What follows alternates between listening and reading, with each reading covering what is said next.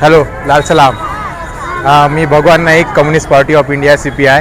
आज 12 फेब्रुवारी आज आमचा संप आहे, नॅशनल लेवलचा संप आहे. कामगार कर्मचारी व शेतमजुरांचा नॅशनल लेवलचा संप आहे.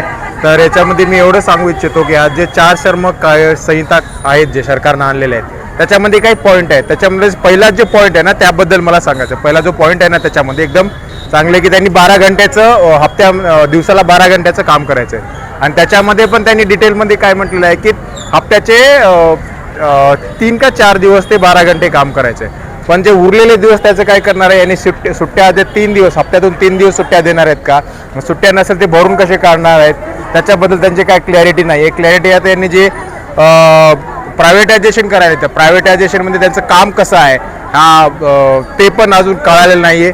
जे पण घडतील ते एकदम म्हणजे त्याच्यामध्ये कसं आहे, डिस्टर्बन्स जास्त आहे. जे बी येते तुम्हाला डिस्टर्ब करायचा प्रयत्न करत असते की त्यांना वाटतं की त्यांना खूप काय कळतं, पण असं नसतं. की आम्ही अभ्यास करतो, ग्राउंड लेवलला आहे, आम्ही ऑफिसर लोकांशी मिळतो, रोज एवढा अभ्यास करतो, पण याच्यामध्ये आम्हाला काय तथ्य सापडले नाही की नेमकी 4 संहिता आणली कशासाठी.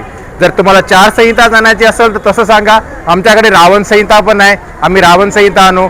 तुम्हाला तयार आहात का? तुमचा मग ते भगवद्गीता पण बाहेरला काढू.